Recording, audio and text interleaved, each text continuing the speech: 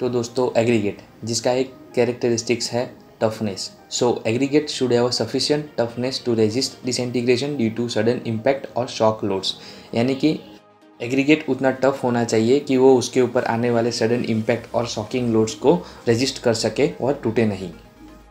तो एग्रीगेट के इस कैरेक्टरिस्टिक्स को चेक करने के लिए एग्रीगेट इम्पैक्ट वैल्यू टेस्ट किया जाता है। तो चलिए देखते हैं हम वीडियो में कि किस तरह से ये टेस्ट किया जाता है, कौन से एप्री टेस्ट यूज़ होते हैं और एग्रीगेट इम्पैक्ट वैल्यू की क्या लिमिट है। So my name is Dhruv Prajapati and welcome to my YouTube channel.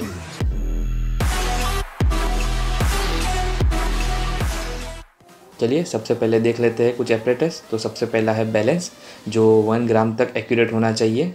दूसरा है इम्पैक्ट टेस्टिंग मशीन जिसके बारे में हम डिटेल में आगे वीडियो में देखेंगे। और डिफरेंट साइज़ ऑफ सीव्स जिसमें हमें चाहिए 12.5 mm, 10 mm और 2.36 mm सीव। तो पहले हम इम्पैक्ट टेस्टिंग मशीन जो है उसके बारे में डिटेल में जान लेते हैं। तो मशीन का जो बेस है उसको रिजिड सरफेस के ऊपर फिट किया जाता है जैसे आप वीडियो में देख रहे हो। अभी आप इम्पैक्ट टेस्टिंग मशीन की 2 फोटो देख पा रहे हो जिसमें आप सबसे बॉटम में देख सकते हो सर्कुलर बेस जिसको हमने अभी देखा रिजिड सरफेस के ऊपर फिट किया था।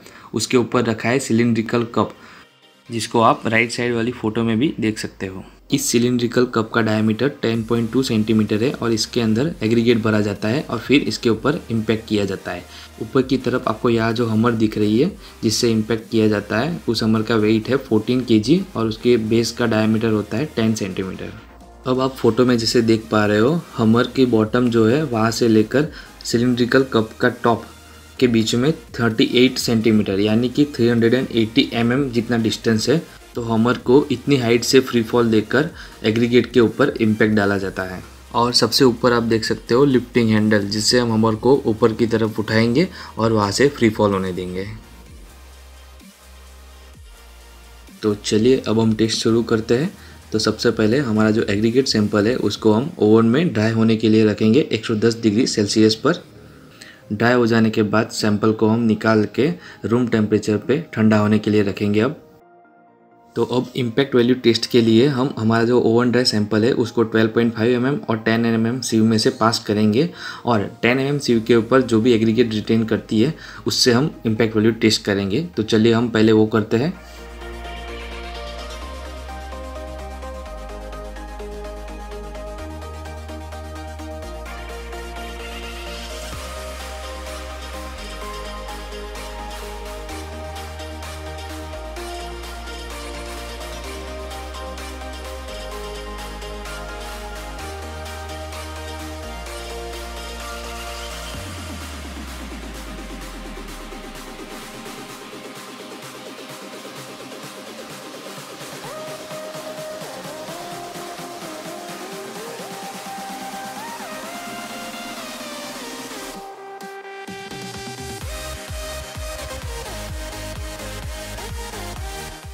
तो पहले मैंने जैसे वीडियो में बताया था कि हमें टेस्ट किसका करना है जो 10 mm सीव के ऊपर रिटेन करती है एग्रीगेट उसका।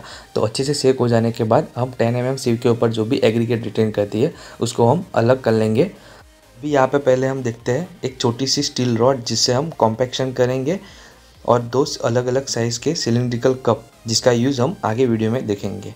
तो सबसे पहला है छोटा सिलिंड्रिकल कप, उसको हम मेजर सिलिंड्रिकल कप कहते हैं और जिसके अंदर हम एग्रीगेट बनने वाले हैं। एग्रीगेट कुछ इस तरह भरेंगे कि उसको 3 लेयर में भरा जाएगा। हर एक लेयर के बाद उसको 25 स्टॉक देके कॉम्पैक्ट करेंगे। अब बाकी के 2 लेयर को भी इसी तरह भरने के बाद स्टील रॉड से 25 स्टॉक देके कॉम्पैक्ट करेंगे और सबसे आखिर में इसकी टॉप सरफेस को हम लेवल कर लेंगे।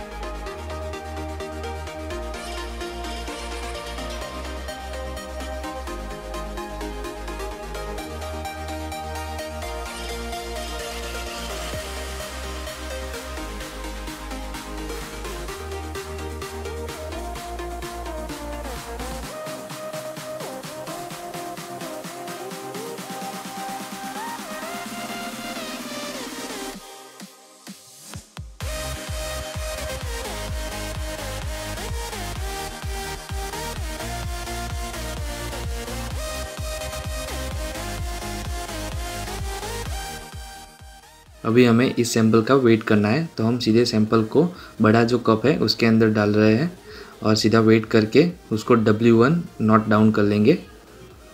अब इस कप में भी सैंपल को 25 स्टॉक देके हम पहले कॉम्पैक्ट कर लेंगे।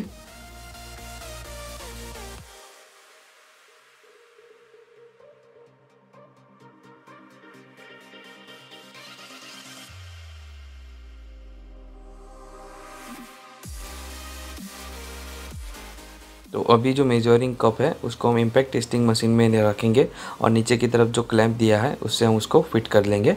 अब हम जो हमर है उसको 380 mm हाइट तक ऊपर ले जाएंगे और उसको फ्री फॉल होने देंगे। इस तरह उसके ऊपर 15 स्टॉक लगाएंगे और उसको इम्पैक्ट करेंगे। और जो हम स्टॉक देते हैं उसमें 2 स्टॉक के बीच का जो इंटरवल है वो 1 सेकंड से कम नहीं होगा।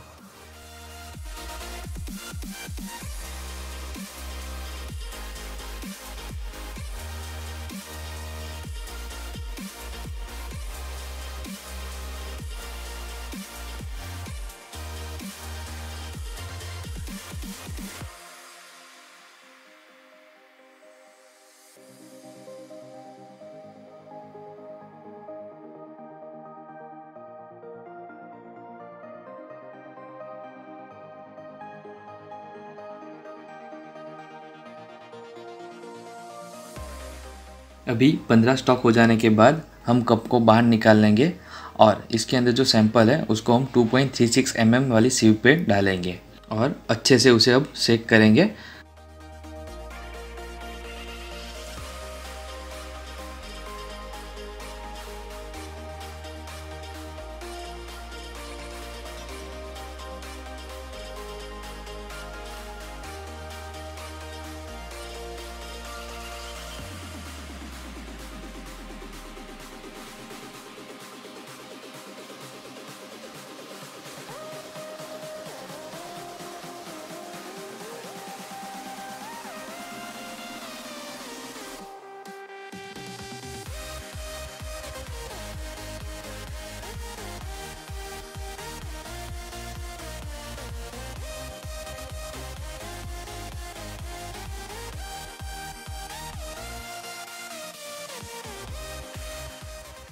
अभी जो 2.36 mm सीव में से जो भी मटेरियल पास हुआ है जो आप देख रहे हो उसका हमें वेट करना है और वो वेट हम नोट डाउन कर लेंगे W2 करके।